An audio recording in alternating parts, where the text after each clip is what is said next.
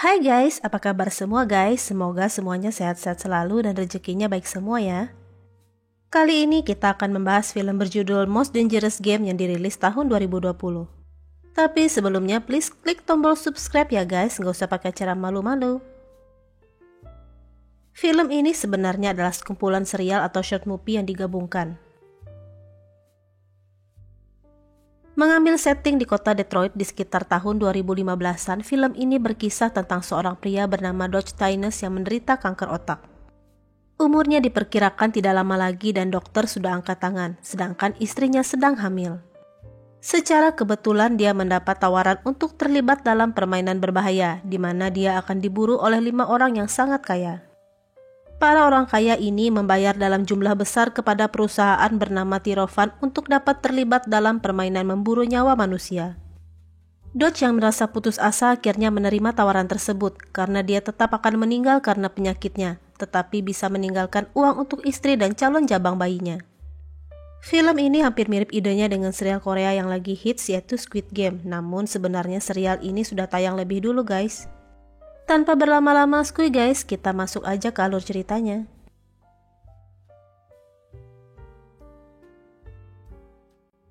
Cerita berawal ketika Dodge Tynes menemui pemilik perusahaan Tirovan yang bernama Miles Sellars. Dodge yang sedang bangkrut berusaha meminjam uang dengan Miles.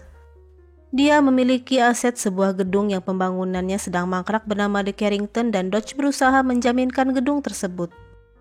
Miles yang tahu penyakit yang diderita Dodge mengatakan agak sulit baginya untuk meminjamkan uang kepada orang yang segera meninggal. Ketika Dodge meminta solusi, Miles menawarkannya untuk masuk ke dalam permainan berburu untuk membunuh manusia. Dodge ditawarkan untuk menjadi target buruan dari para klien Miles yang bersedia membayar mahal untuk permainan tersebut. Miles membujuk bahwa uang darinya akan cukup untuk biaya istrinya melahirkan dan melanjutkan hidup. Dalam scene ini, Dodge masih galau terhadap tawaran tersebut.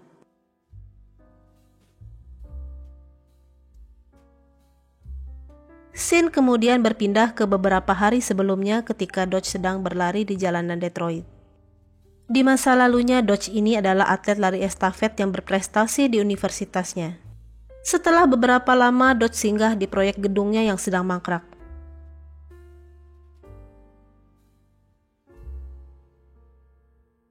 Scene berpindah ke rumah Dodge di mana dia mengalami pusing mendadak namun belum tahu penyebabnya. Dodge pun pergi menemui temannya yang bernama Jerry Pierce. Dia mengajukan proposal untuk mendapatkan pendanaan terhadap gedung mangkraknya. Namun Jerry pun menolak dan meminta Dodge untuk merevisi lagi nilai proposalnya. Di kedai minum setempat, Dodge dan istrinya Valerie sedang berkumpul dengan sahabatnya yang bernama Luger. Ternyata Luger juga berinvestasi sebanyak $50.000 dalam proyek pembangunan gedung The Carrington. Akan tetapi dia tidak menagih pengembalian investasi kepada Dodge walaupun membutuhkan uang. Luger hanya berkata pengembalian dana investasinya bisa dilakukan setelah Dodge sudah punya uang saja. Keesokan harinya ketika keluar dari bus umum, Dodge kembali mengalami pusing yang hebat. Dia terjatuh di jalan raya. Dodge akhirnya dibawa ke rumah sakit dan istrinya menyusul ke sana. Ada 2 orang dokter menemui mereka dan mengatakan bahwa Dodge didiagnosis menderita kanker otak yang disebut glioblastoma. Dokter ahli bedah onkologi memberitahu bahwa kondisi penyakit tersebut tidak memungkinkan untuk dilakukan prosedur operasi. Salah satu perawat yang iba melihat kondisi Dodge memberikan dia sebuah kartu nama Miles Sellars. Perawat itu mengatakan bahwa perusahaan Tirovan selalu menitipkan kartu nama mereka di rumah sakit. Dari sinilah kita tahu mengapa Dodge menemui Miles di awal film tadi. Malam harinya Dodge juga menceritakan penyakit yang dideritanya kepada Luger. Alur kembali maju ke scene awal saat Dodge menemui Miles di kantornya. Mereka berbicara kembali di teras atap gedung. Miles menjelaskan permainan tersebut hanya berlangsung 24 jam dan Dodge akan menerima uang $50.000 pertama ketika waktu perburuan dimulai. Rekening Dodge akan terus bertambah setiap dia mampu melewati setiap jam sampai hadiah utamanya dengan total senilai $24,5 juta. Itu pun seandainya Dodge berhasil bertahan hidup setelah 24 jam. Miles juga menjelaskan aturan permainan pertama yaitu komitmen Dodge untuk masuk dalam permainan karena tidak ada waktu istirahat selama 24 jam. Serta peraturan yang kedua yang menjelaskan bahwa permainan hanya berlangsung di kota Detroit dan jika Dodge keluar dari batas kota maka perburuan berubah dari 24 jam menjadi seumur hidup. Miles juga menjelaskan peraturan lainnya yaitu tidak boleh melapor ke polisi dan tidak boleh menceritakan permainan tersebut kepada siapapun. Dalam permainan, Dodge juga tidak boleh membawa identitas dan uang, dia juga tidak boleh meminta bantuan. Dodge dan para pemburu dilarang menggunakan senjata api, tetapi Dodge juga diperbolehkan melawan atau membela diri. Dodge hanya dibekali satu ponsel di mana dia hanya bisa menghubungi Miles. Ponsel tersebut juga akan memberitahu posisi Dodge selama 15 detik, ketika game dimulai atau ketika setiap jam berhasil dilalui. Karena Dodge masih galau juga, Miles mencatatkan nomor telepon pribadinya di kartu nama. Dodge pergi begitu saja, dia belum mau terlibat dalam permainan tersebut. Scene berpindah ketika Dodge kembali menemui Jerry Pierce untuk menawarkan kembali penjualan proyek gedungnya. Meskipun Dodge sudah melakukan revisi penawaran ke harga yang masuk akal, ternyata Jerry tetap menolak membeli gedung tersebut. Dodge kembali ke kedai minum milik Luger untuk curhat akan masalahnya. Prihatin dengan masalah sahabatnya, Luger menyarankan Dodge berjuang sekuat tenaga karena dia akan memiliki seorang anak. Saat pulang, Dodge berbohong kepada Val. Dia mengatakan bahwa Jerry Pierce bersedia memodali proyek pembangunan gedungnya. Jadi buat yang belum paham apa pekerjaan Dodge, dia itu mirip kontraktor perumahan yang mengumpulkan dana dulu dari pemodal, kemudian membangun klaster-klaster perumahan untuk dijual. Tentu Dodge juga menyertakan modal sendiri juga, selain dana dari para pemodal atau investor. Nah, Dodge ini mengerjakan proyek gedung untuk disewakan atau dijual kepada peminat guys, sedikit lebih elit lah daripada proyek perumahan. Balik ke cerita film guys, Dodge akhirnya berbohong karena dalam keputusasaannya dia akhirnya berpikir untuk ikut dalam permainan berbahaya tersebut. Pagi itu Dodge memutuskan untuk menemui Miles di restoran setempat. Dia sepakat untuk mengikuti permainan tersebut. Miles meminta Dodge menyerahkan dompetnya, tetapi Dodge meminta untuk menyimpan foto hasil USG jabang bayinya. Miles mengizinkan foto tersebut disimpan dan membolehkan Dodge untuk membawa obat sakit kepalanya. Sebelum permainan dimulai, Miles menggeledah Dodge untuk memastikan dia tidak membawa apapun. Setelah itu, Miles mentransfer uang senilai $50.000 ke rekening Dodge sebagai tanda jadi dan game pun dimulai tepat jam 6:46. Miles juga menjelaskan para pemburu tidak boleh membunuh di keramaian atau di depan orang lain. Berbekal dengan ponsel pemberian Miles, Dodge pun segera berlari dari restoran tersebut. Setibanya di bus umum, Dodge yang tidak boleh membawa uang terpaksa meminta tolong kepada sopir agar dia boleh naik. Tiba-tiba ada seseorang berlari mengejar bus dan dia duduk di sebelah Dodge. Dodge yang panik melihat pria tersebut membuka tasnya memutuskan untuk segera lari keluar dari bus.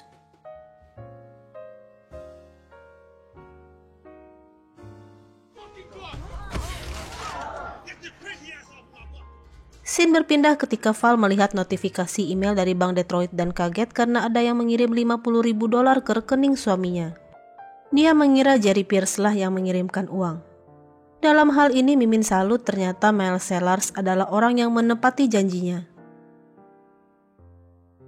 Di ruang pengamatan, Miles mendapat telepon dari Cornell bahwa Dodge adalah pilihan yang salah. Dia panik sejak awal permainan dimulai. Cornell ini adalah anak buah Miles yang berperan dalam melakukan pembersihan dari sisa-sisa kekacauan yang terjadi dalam permainan. Kembali ke Dodge, dia sedang dibuntuti oleh mobil Mercy. Dodge kabur ketika mendengar suara mirip pistol berperedam yang ternyata adalah suara dari knalpot mobil tua yang batuk.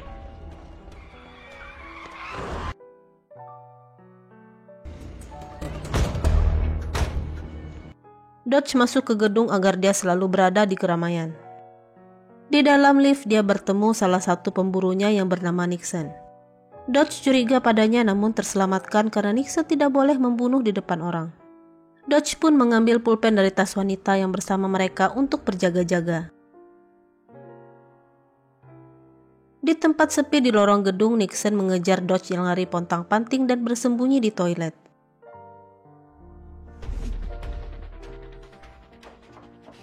Dodge bersembunyi di bilik toilet paling ujung sambil memegang pulpen.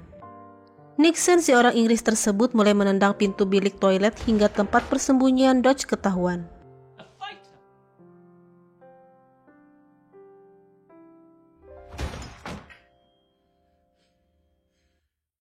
Merasa bahwa buruannya orang lemah dan terlalu cepat untuk dikalahkan, Nixon yang kecewa segera menelepon Miles dan meminta pengembalian dana.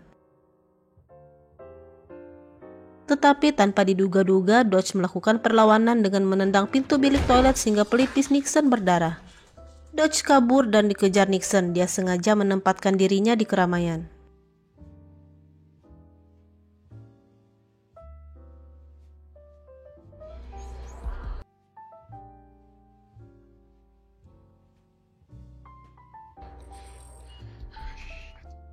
Sementara itu, Val kebingungan karena masih menerima transfer uang yang nilainya semakin membesar. Setelah melewati 1 jam pertamanya, rekening Dodge mendapatkan transferan senilai $100.000 dari bank Swiss. Val menelepon Dodge dan tidak pernah tersambung kecuali masuk ke pesan suara. Dia akhirnya tahu bahwa Jerry Pierce tidak memodali Dodge. Hal tersebut membuatnya semakin takut dan bingung. Kembali ke keramaian, Dodge ternyata ditodong pisau oleh salah satu pemburu yang bernama Regan. Dodge diajak ke area sepi. Akan tetapi ketika mereka naik eskalator, Nixon yang melihat kejadian itu segera memecahkan rem darurat. Dan memanfaatkan kesempatan itu, Dodge memukul Regan hingga terjatuh ke dasar eskalator.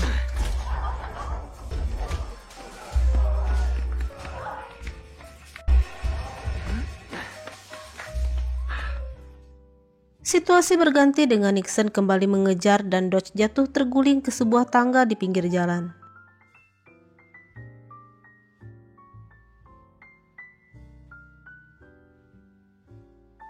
Ketika Nixon akan menusuk Dodge, tiba-tiba datang seorang polisi menanyakan keadaan Dodge. Aksi Nixon terhenti dan kemudian Dodge kabur dari tangga tersebut.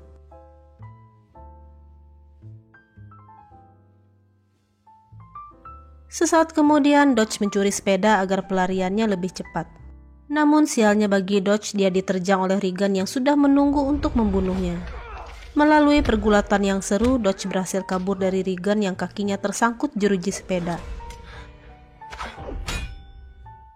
Dodge segera berlari masuk dalam kereta. Beruntung lemparan pemecah es batu dari Nixon yang mengarah kepadanya tidak berhasil menembus kaca kereta.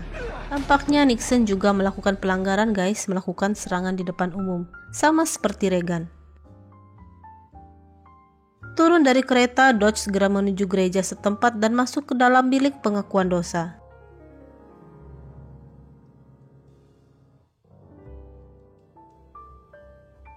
Tetapi orang yang berperan sebagai pastor itu justru menyerangnya. Orang ini adalah salah satu pemburu bernama Carter. Dia menyerang Dodge membabi buta dengan palunya. Melalui pertarungan sengit, Dodge berhasil mengunci Carter di salah satu ruangan di gereja. Namun paha Dodge sempat terkena sabetan bagian cakar dari palu.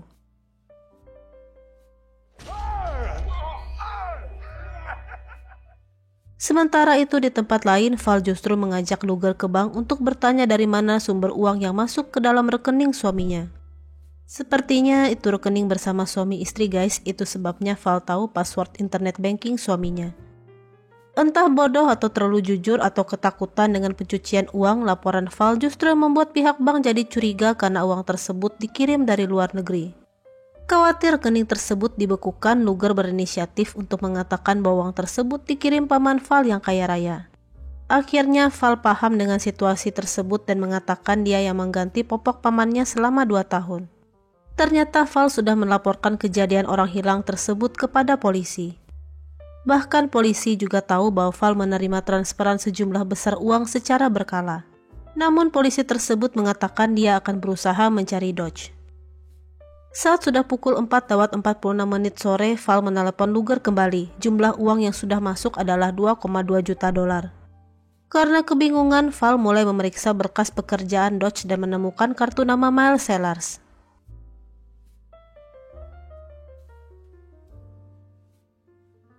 Sementara itu, Dodge mencuri baju jersey tim hoki di dekat stadion. Dia sedang dikejar oleh Nixon dan mencoba membaur di kerumunan pendukung klub hoki Boston Red Wings.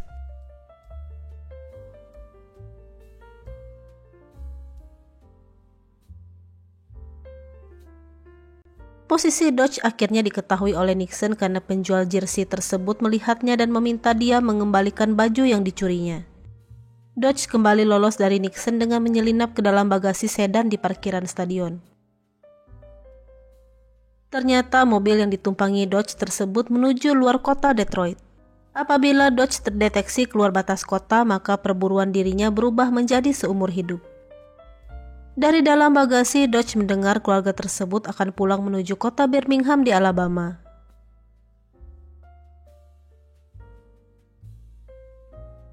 Dodge menggedor-gedor pintu bagasi dan keluarga itu membukanya. Dodge meminta maaf atas kepanikan yang ditimbulkannya dan beruntung dia masih belum keluar dari batas kota Detroit. Sesaat kemudian, Dodge kembali mencuri sebuah taksi yang sedang mengisi BBM di SPBU. Dodge kemudian mengemudikan taksi tersebut sampai ke rumahnya.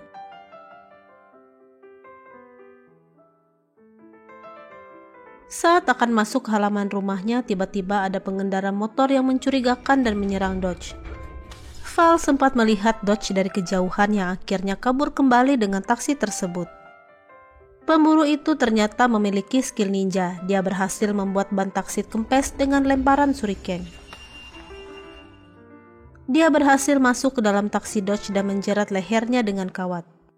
Dodge sempat menahan kawat tersebut dengan tangannya dan segera mengebut untuk menabrakkan mobilnya. Dodge selamat karena kantong udara taksi tersebut berhasil mengembang, sementara pemburunya terpental ke kursi depan. Ternyata pemburu tersebut adalah Carter. Dia tampaknya terluka sehingga tidak berdaya. Carter mengolok-ngolok Dodge tidak punya mental untuk membunuhnya. Oleh karena itu, bila dia dibiarkan bebas lagi, Carter akan memburu Dodge sampai ke rumahnya. Merasa istrinya diancam, Dodge kali ini nekat menghantam kepala Carter dengan batako hingga tewas.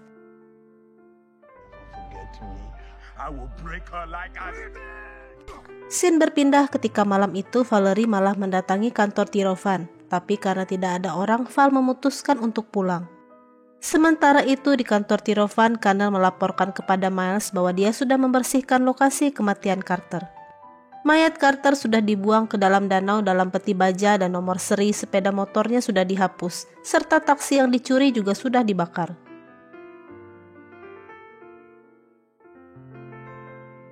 Dodge menuju ke pelabuhan dan mencuri tiket tur.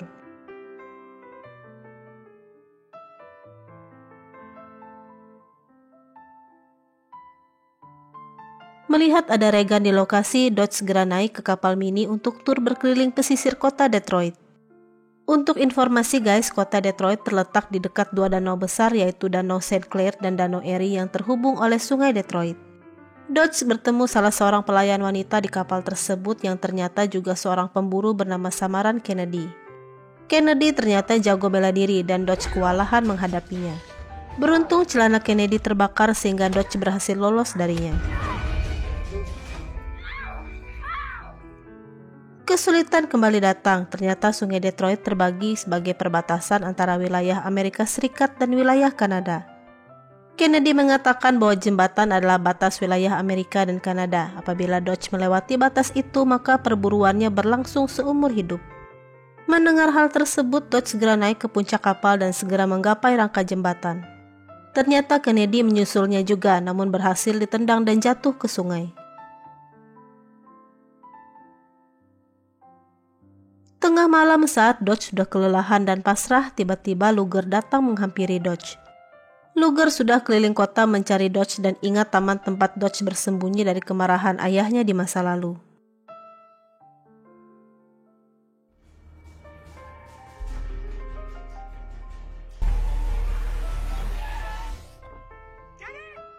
Di perjalanan, Nixon membuntuti mereka berdua dan Dodge segera melompat dari mobil Luger.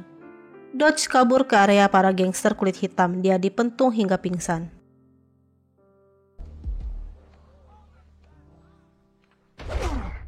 Luger yang tidak tahu masalah apa yang terjadi dengan Dodge segera membawa Val untuk bersembunyi di kedai minum miliknya. Saat sudah sadar dari pingsannya, Dodge diinterogasi oleh para gangster. Mereka menduga Dodge pengedar narkoba saingan. Mereka melihat ponsel Dodge dan hanya ada satu aplikasi, juga notifikasi uang yang ditransfer ke rekening Dodge yang jumlahnya sangat besar. Rupanya para gangster itu ingin memeras Dodge. Dodge mengatakan jam sudah menunjukkan 4:44 subuh dan 2 menit lagi akan terjadi keributan jika dia tidak dibiarkan lepas. Mereka malah menertawakan Dodge dan benar saja setelah menit ke-46 GPS ponsel tersebut kembali hidup untuk memberitahukan posisi Dodge. Saat Dodge dipukuli, tiba-tiba terdengar suara pintu diketok. Belum tiba di depan untuk melihat siapa yang mengetuk, salah seorang anggota geng tewas diberondong pistol Uzi dari balik pintu. Ternyata yang masuk adalah LBG, orang yang pertama kali Dodge temui di bus saat di awal film. LBG berhasil melumpuhkan beberapa gangster dan Dodge segera lari bersembunyi di kamar mandi. Sementara itu di luar kaca kamar mandi, Regan menyusul dengan menaiki pipa pembuangan air hujan. Ketika Regan menampakkan wajahnya di kaca, dia kembali turun akibat tembakan LBG yang mengarah ke pintu kamar mandi menyeberang ke kaca jendela. Dodge terjebak di kamar mandi dan LBG pun masuk, tetapi Dodge memperingatkannya tidak boleh mempergunakan senjata api. LBG pun mengeluarkan taser gun dengan kekuatan voltase tinggi. Dia berencana membunuh Dodge dengan arus listrik. Saat akan menyetrum Dodge, tiba-tiba kepala LBG ditembus peluru yang ditembakkan salah seorang gangster yang sekarat. LBG tewas di tempat dan Dodge segera lari membawa obatnya, ponsel dan tidak lupa membawa pistol milik gangster yang tewas itu.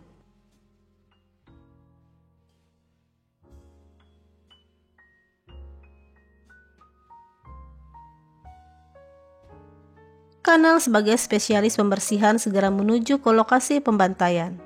Dia segera mengatur posisi mayat agar tampak seperti bekas pertempuran antar geng dan tidak lupa Kanal membakar sidik jari LBG dengan asam kuat.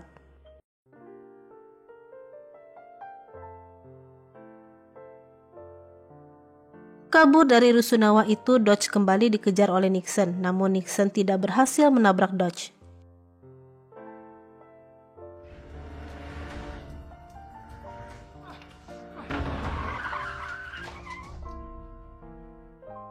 Dodge berlari ke rumah sakit tempat dia dirawat sebelumnya. Dodge bermaksud mengecek isi obatnya, karena menurut para gangster tadi isinya cuma aspirin biasa, sedangkan di botolnya tertulis metasalon.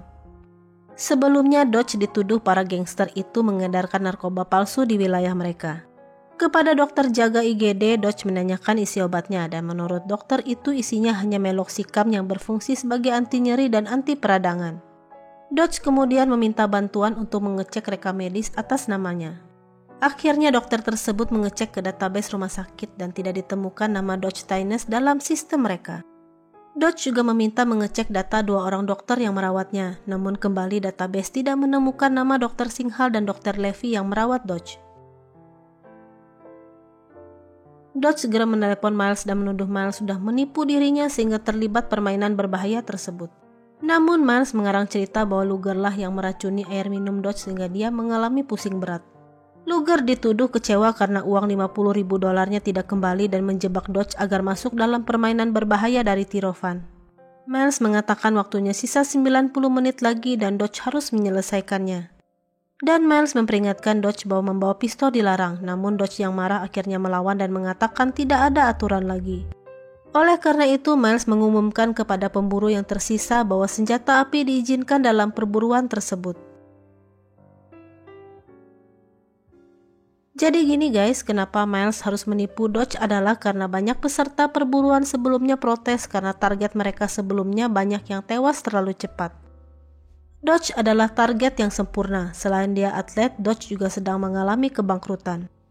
Tipuan diagnosis kanker otak cuma penguat agar Dodge yakin dia sedang sekarat dan umurnya pendek. Dodge menelpon istrinya dari telepon umum dan menjelaskan dirinya tidak menderita kanker. Dia juga meminta Val untuk segera kabur dari kedai minum Luger karena Luger diduga terlibat dalam masalah yang dialami Dodge. Val diminta datang ke taman di mana Dodge dulu melamarnya. Saat di taman, Val didatangi beberapa orang polisi. Mereka justru menangkap Val di bawah todongan senjata dan Dodge tidak berdaya serta membiarkan Val dibawa. Polisi gadungan itu hanya meneriakkan kalimat agar Dodge menyelesaikan permainannya. Valerie dibawa ke kantor rahasia Tirovan dan Miles menjelaskan permainan maut yang sedang dihadapi Dodge.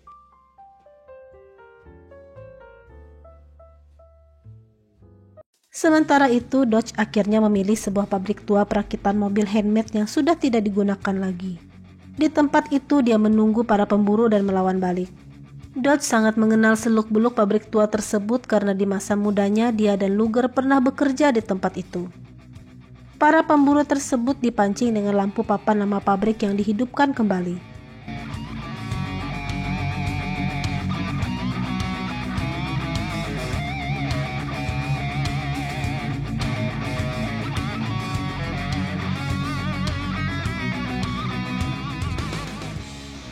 Di dalam pabrik, Dodge menodong Regan dan menanyakan keberadaan Val.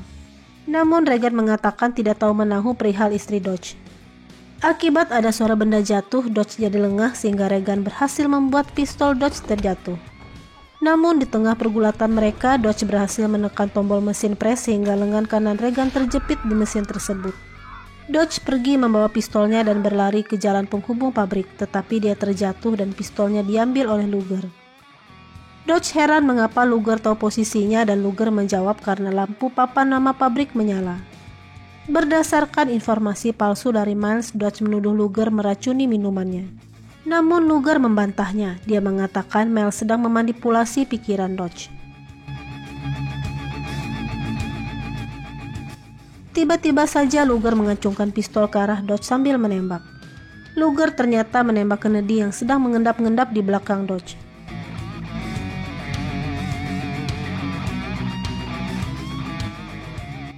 Beberapa saat kemudian Nixon menembaki Dodge dan Luger sehingga bahu Luger terkena tembakan. Dodge menumpahkan cairan aseton yang tersisa dan meledakkan sisi pabrik. 4 dari 5 pemburu sudah tewas dan yang tersisa hanyalah Nixon.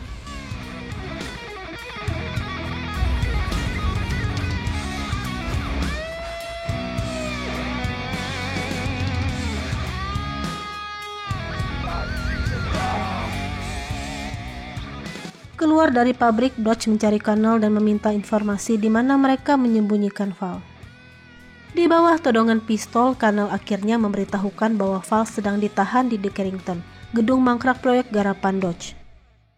Dodge segera mencari Val ke gedung tersebut dan berhasil membebaskannya.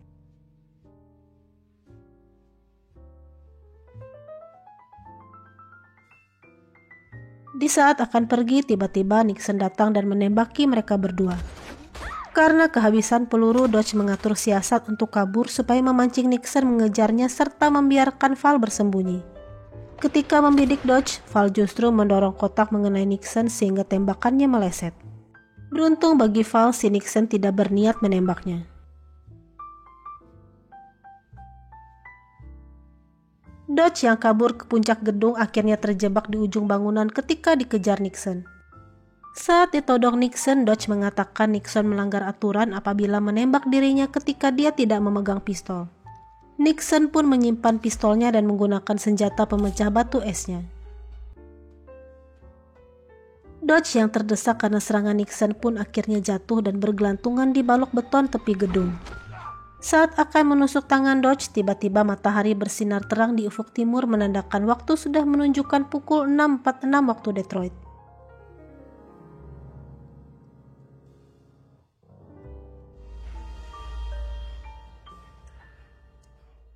Nixon tidak jadi menusuk tangan Dodge dan justru memberikan tangannya untuk menarik Dodge dari tepi gedung. Setelah 24 jam, perburuan harus berakhir dan Nixon pergi sambil mengatakan Dodge bermain sangat bagus.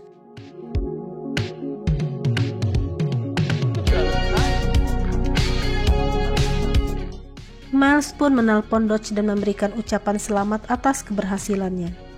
Miles dan Connell pergi meninggalkan kota Detroit. Tampaknya mereka berdua akan melakukan permainan di kota lain dengan calon buruan yang bernama Eduardo.